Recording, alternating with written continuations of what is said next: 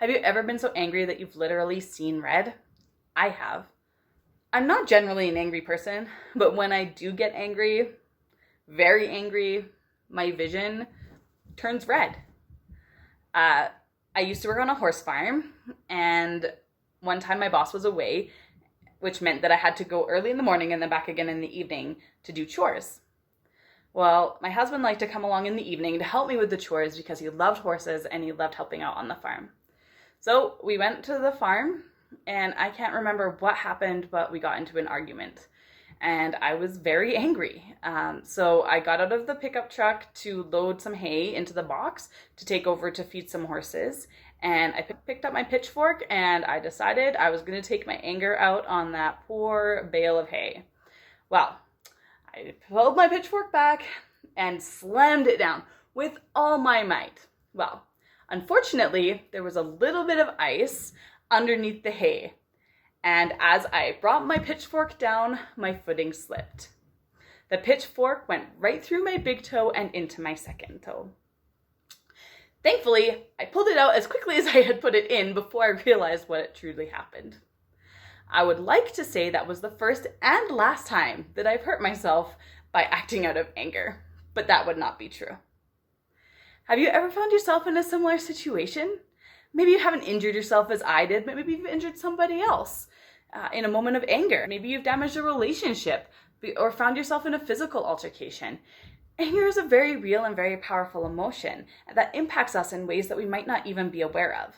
Did you know that anger causes a release of stress hormones that can destroy neurons in your brain, specifically those associated with decision making and short-term memory?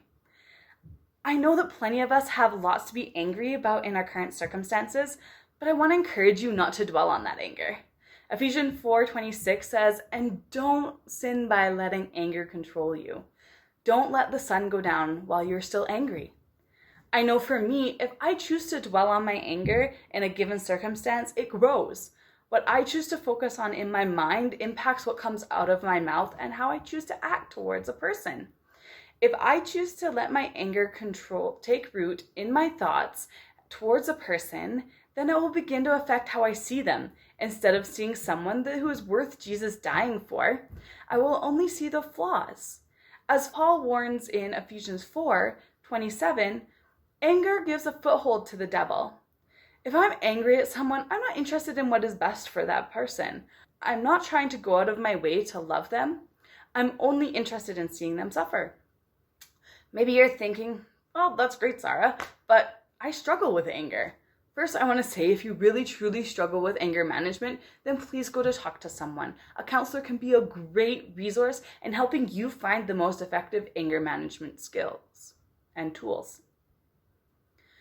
I found a few things that have been helpful for me, and I want to share one with you today. It's a breathing exercise.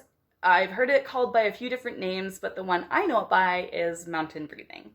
And so if you hold out your hand, and you take your index finger of your other hand, and then you breathe in as you trace slowly up your finger, and then you hold for a couple counts at the top, and then you slowly breathe out, and then pause and hold again at the bottom. Sometimes people find it helpful to count 1, 2, 3, 4, 1, 2, 3, 4, 1, 2, 3, 4. And other people just like to just slowly go with it, and they kind of have their own pace that they set. I hope maybe that can be a tool for some of you to use. Let's take a minute to stop and think about how the world might be a different place if people stopped to think before they spoke. What would the world be like if people chose to speak kind words instead of calling other people names? If instead of acting and reacting out of anger, they chose to act in a way that diffused the situation instead of escalating the situation?